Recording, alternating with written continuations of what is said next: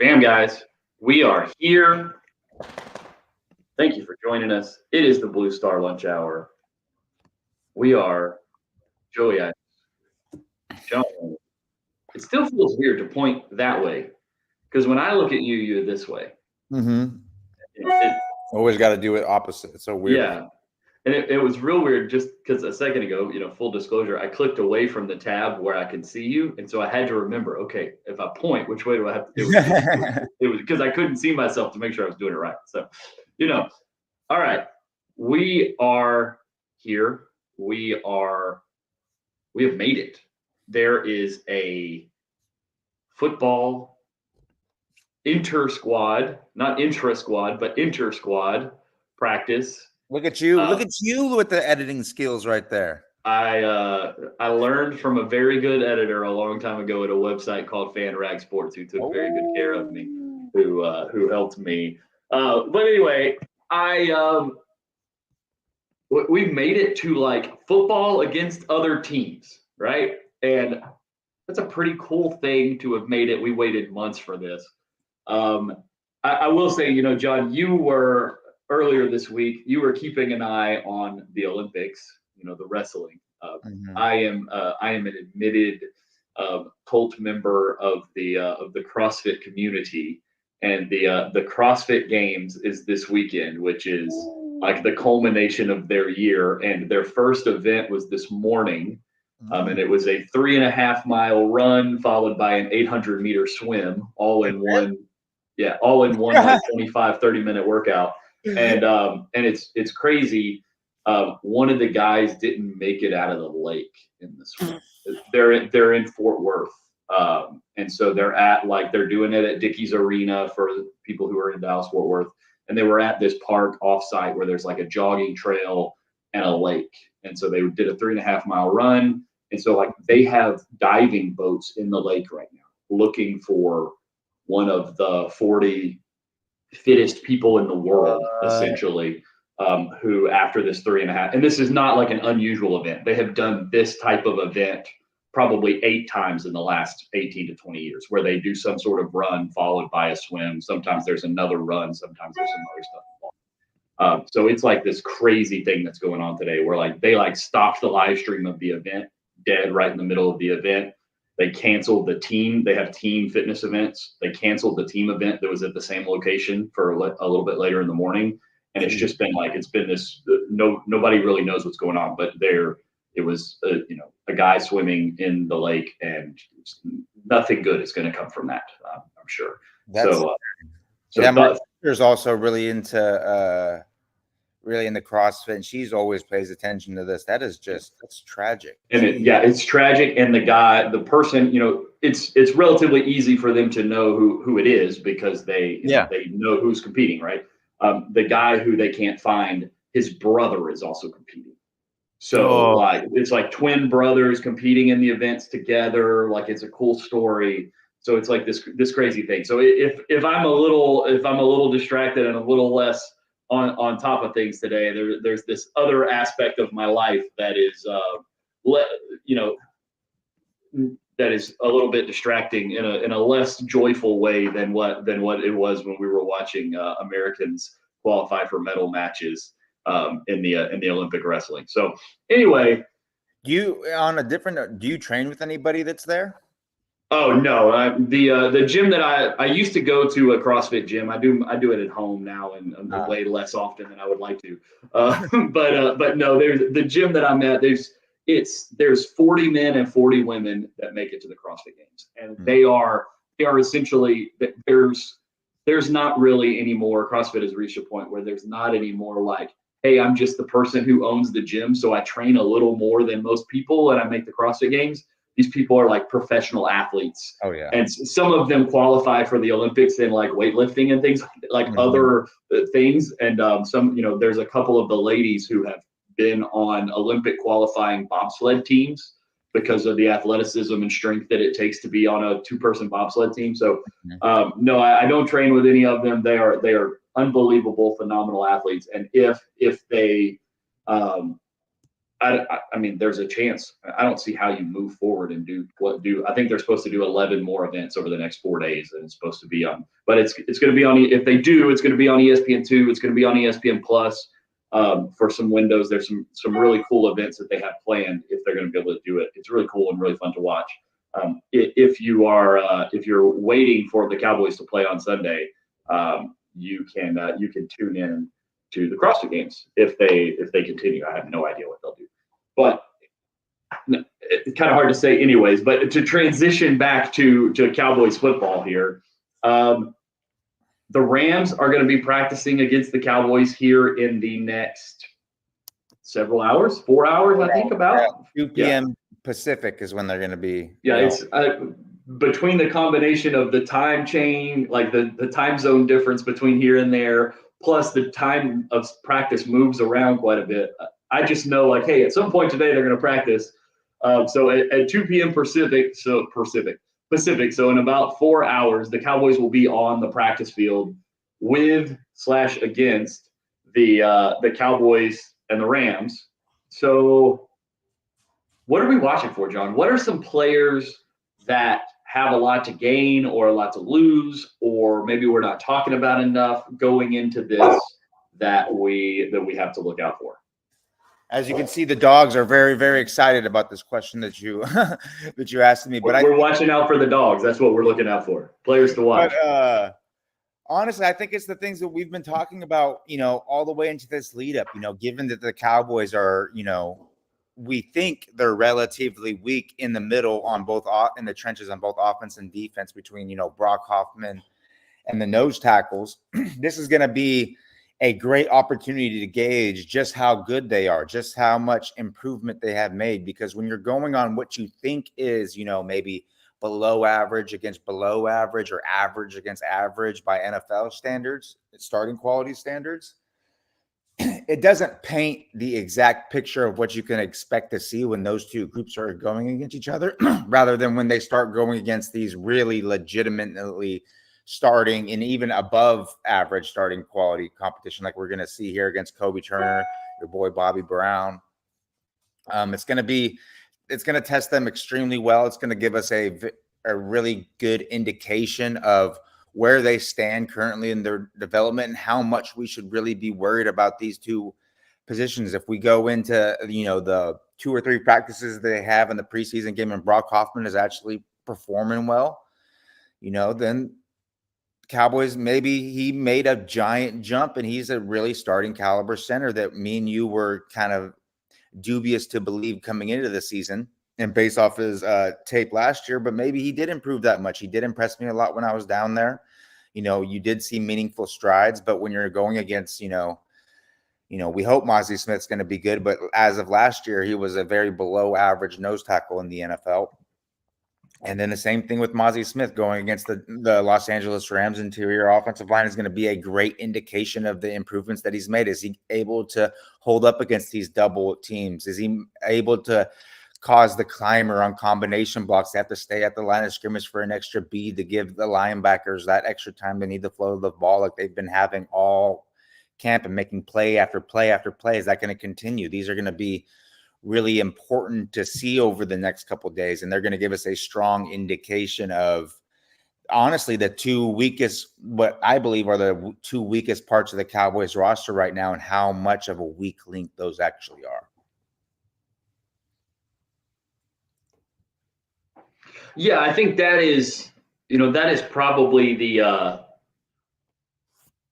the biggest storyline for me. Is it feels like these teams are in a lot of ways kind of opposites. And, we know how strong, and John's dropping off. It seems like we're one of us on one side, either me or him, maybe both, having a little bit of signal issues, but I'm sure he. Yeah, you're coming in and out a lot now.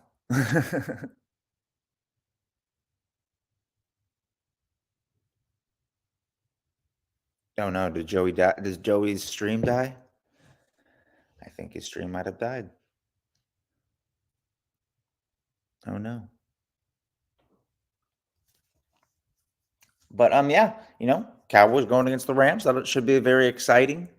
Other things that are exciting to see, I'm expecting it to be the Micah Parsons show against the Los Angeles Rams offensive tackles. I think we're going to continue to see him be very successful, especially in one-on-one situations against these tackles. And it's going to be interesting to see how much of the tricks Zimmer pulls out in these inter-squad scrimmages, however Joey put it at the beginning of the stream. It's going to be interesting to see. Oh, is he back? He's back. I thought it might have been your end, but I guess it was my end because I came back and you were getting after it. So I appreciate that. I don't know what's going on with I had some connecting issues getting connected before we started, so we started a little late. But anyway, yes, continue, John. The inter squad, not intra squad scrimmage. Yeah, and I was just talking about how I expect Micah Parsons to have another really, really big couple of days of practices. I think he's going to be really unstoppable. I think that since, Andrew Whitworth retired from the Rams, I think that the Rams don't really have the offensive tackle talent to be able to hang with a guy like Micah Parsons consistently, especially with the way that Mike Zimmer is using him. But I'm also really excited to see Marshawn Nealand, how he's going to go against different offensive tackles and different styles of offensive tackles and different styles of pass protection that they use. I think this is going to be another great indication of where he is in his rookie season. He's looked pretty good so far throughout training camp from what I've seen. I've been really excited, especially against the run. He's shown a little bit against the pass. We just want to see him broaden his pass rush repertoire. But I think that if he can show well here as well, there'll be another strong indication that despite the talent that the Cowboys lost this offseason on the edge, maybe they could, maintain their level of production that they had a year ago, where they were, I think the top NFL team in terms of pressure rate from their edge defenders. So that's going to be really exciting to see. And and then, from a defense perspective, it's going to be interesting to see how Zimmer's scheme. I know we've been talking about it all camp about how the fact that Zimmer's has developed a real order of operations for how to defend teams that employ a lot of motion at the snap, a lot of shifts, a lot of post-snap movement. And that's exactly what we know Sean McVay and the Rams offense does consistently. And we know that's a thing that in the past, Dan Quinn's Cowboys defenses had a lot of problems with, and they struggled mightily against those type of offenses. So it's going to be interesting to see if the Cowboys defense performs better in those, like we think they will. It's one thing when you're going against your same offense where, there's a lot of familiarity with the personnel and what have you, and the tells and the tendencies of each player. So maybe the defense is getting a little bit jump on the action, and that's allowing them to perform, above what they would normally do in a game situation.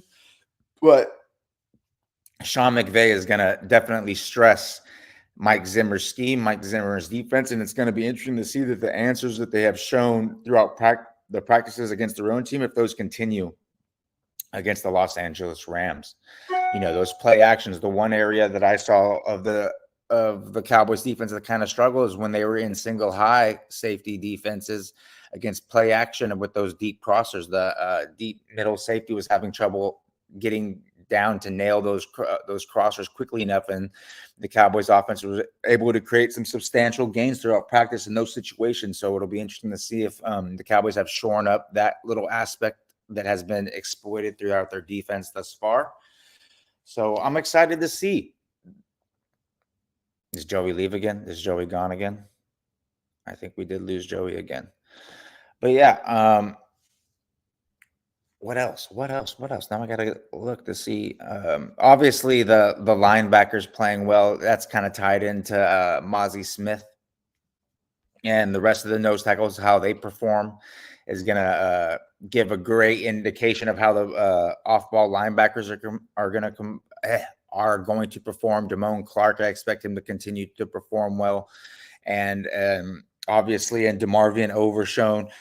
It's going to be interesting to see how Eric Kendricks' presence affects things, because the things about, like we said about Sean McVay, they're going to be giving a ton of stimuli for the second level of the Cowboys defense. They're going to be giving them a lot of cheese that kind of lure them into traps so they can take advantage of the vacated space. But if the Cowboys second level can do a better job of processing like they've been doing in practice when the Cowboys offense using motion and post snap movement and all these different things that offenses can use to manipulate opposing defensive personnel. It's going to be interesting to see if these linebackers can still hold up, because coming into the season, they were seen as one of the biggest weaknesses on the roster. But throughout camp, they've been extremely, extremely impressive. And seeing if that translates to against the Rams, a team that takes advantage of second level defenders on a very consistent basis, it's going to give us a great indication of what's going to happen moving forward. And then obviously a couple of the biggest thing I think maybe on offense that I'm going to be looking forward is how Tyler Guyton performs coming off the illness. They say he's supposed to return to practice either today or tomorrow. So seeing him go up against another team and different pass rushers, different pass rush abilities, different styles, those type of things, it's going to be a great opportunity for Guyton to show whether those snaps against Micah Parsons were just a flash in the barrel, or maybe he is a rookie who, his floor is a lot higher than maybe we would believe. Maybe the improvement that he has shown really has turned him into a plus starting caliber tackle from the get-go. Yeah, I don't know what's going on here connectivity-wise for me today, but John's the consummate pro, so he's going to keep us going.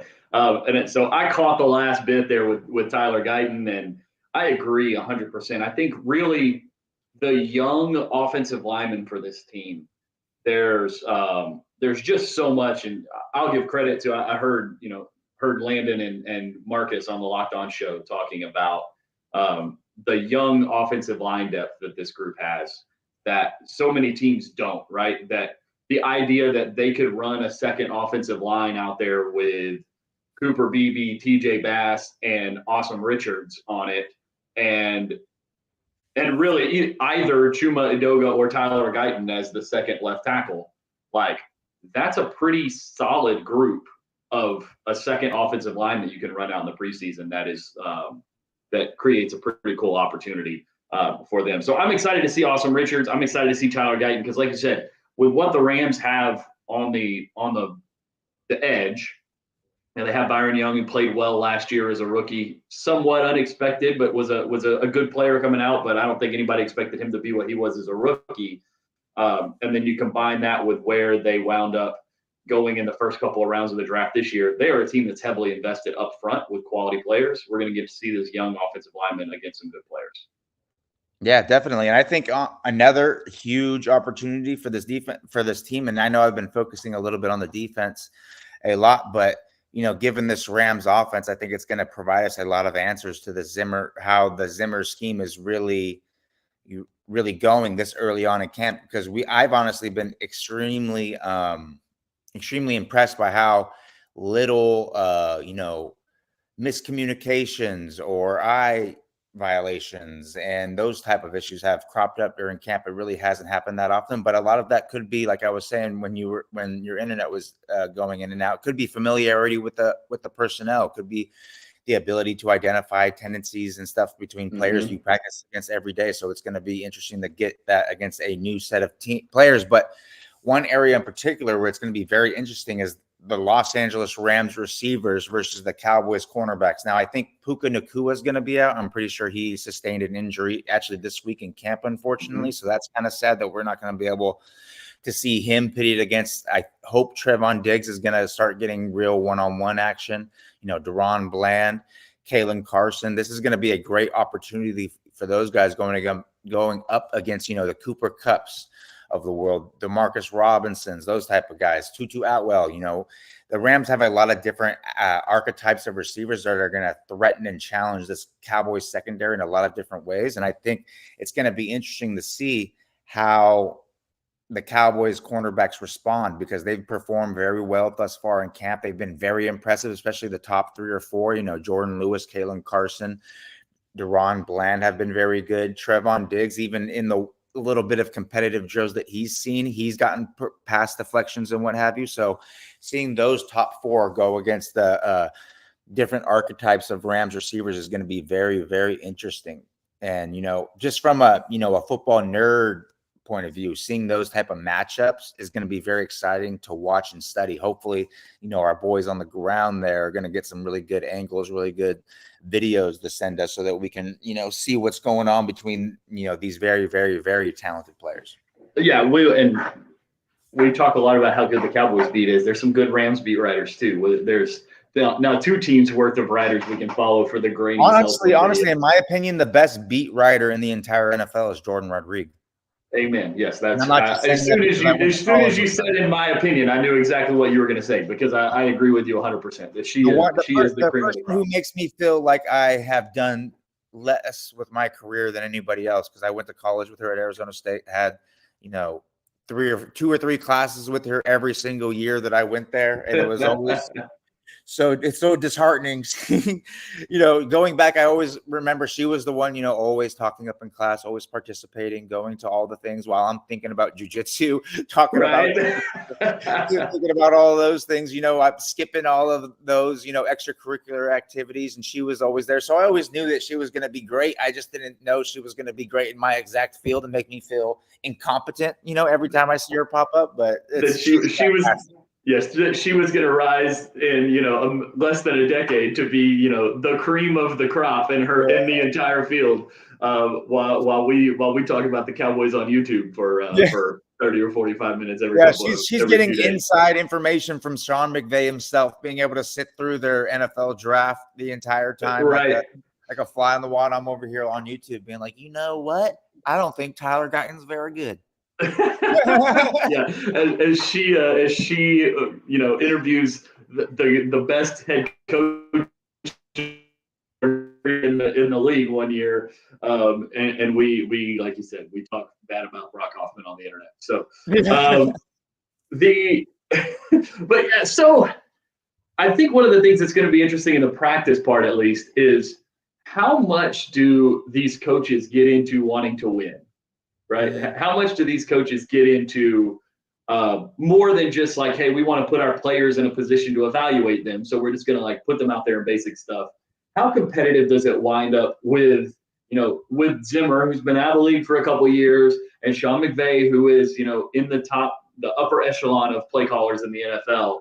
How much do they get into their use the saying? How much do they get into their bags in terms of what they're going to pull out schematically? And if they do go there, how much opportunity is that going to create? How much insight are we going to get into maybe some stuff that they want to do down the road that they haven't quite pulled out yet in camp, at least not in the stuff that's open? And then also, how much money is the league going to dole out in fines for all the fights that are going to happen over the course of the 2-hour practice? And does the practice get called early? That's also one of the big stories. Oh, that's always the worst. That seems to happen every year.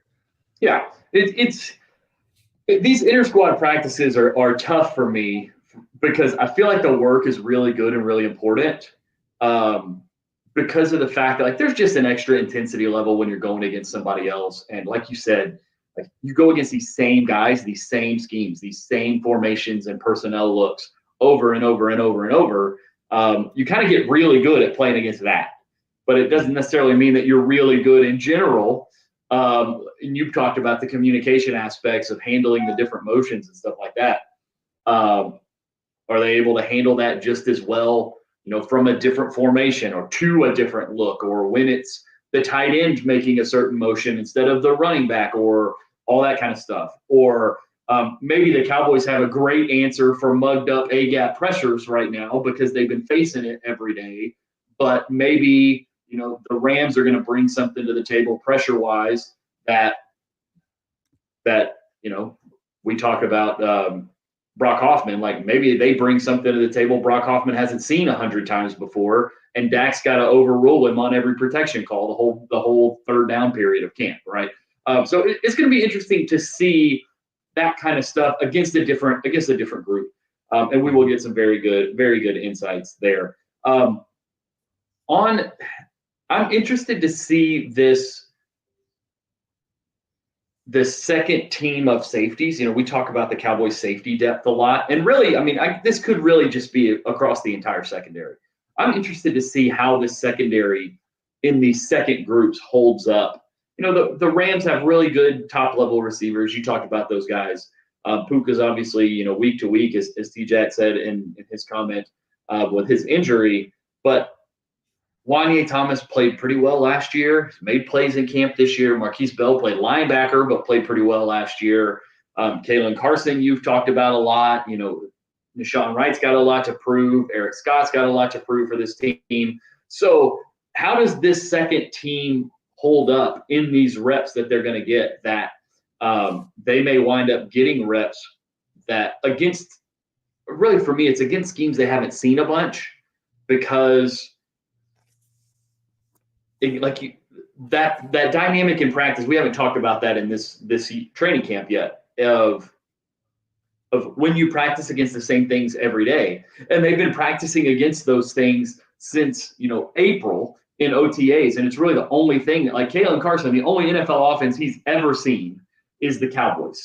Mm-hmm. And so he's gotten pretty good defending the routes, the way the Cowboys coach them, the routes, the way the Cowboys wide receivers run them, all that kind of stuff. Does that hold up? And that's really a big part of the difference for a lot of these young players. We talk about the wide receivers of the year every year.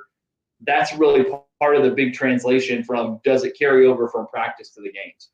So that's going to be a big thing to watch is these secondary players, and then the wide receiver of the year crop, the Tyron Billy Johnsons, the Jalen Moreno Croppers, the Jalen Brooks, those guys. Does the really high quality level of play in practice carry over to the game and to this inter-squad practice against a different team, a different look, a different quarterback, all those sorts of things. Yeah, it's gonna be really interesting to see. Like I said, with the Rams, not only from a scheme perspective, but from a personnel perspective, that passing offense is going to really test the Cowboys secondary, and it's going to be interesting to see if they're up to the challenge because, in today's NFL, you're going to be facing a ton of great passing offenses. And this is a type of passing offense that the Cowboys have had a lot of problems with in the past, this type of, especially this coaching tree. So, I think, like you said, the thing about the coaches, how much they're going to want to win. I'm wondering how much of the goods Zimmer is going to pull out to try to defend the Rams, or if he's just going to keep it basic, keep it simple, regardless of how it's going. And he's just going to use that as means to, teach and help the unit progress as a whole. So it'll be interesting to see how it goes. I'm very, very excited about the little mini battle we're going to see between Zimmer and McVay. Yeah, I also wonder if there will be a little bit of a dynamic of they've done okay against the Rams. They beat the Rams last year and all that kind of stuff. But I wonder if there's a little bit of a dynamic of wanting to go out and put into these players' minds that these things that have been an issue in years past will no longer be an issue with, especially in the practice part where you're not really putting it on tape.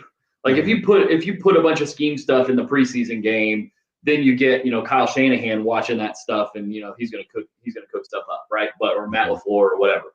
But if you put this stuff on the practice field and you're like, you're putting some different things together and you're just building that, especially because in the preseason game, the ones aren't really going to play. I bet the Rams don't play anybody based on the way they kind of handle most of their stuff.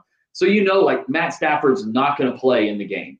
Mm-hmm. But Matt Stafford may play or is probably going to practice today. And, Cooper Kupp's not going to play in the game, but he's probably going to practice today. Mm-hmm. And so if you're able to put some stuff on this practice field that maybe you can come back and point to in a few weeks whenever you're coming up against a tough offense of, hey, remember, we ran this stuff against the Rams in July and we crushed them with this stuff.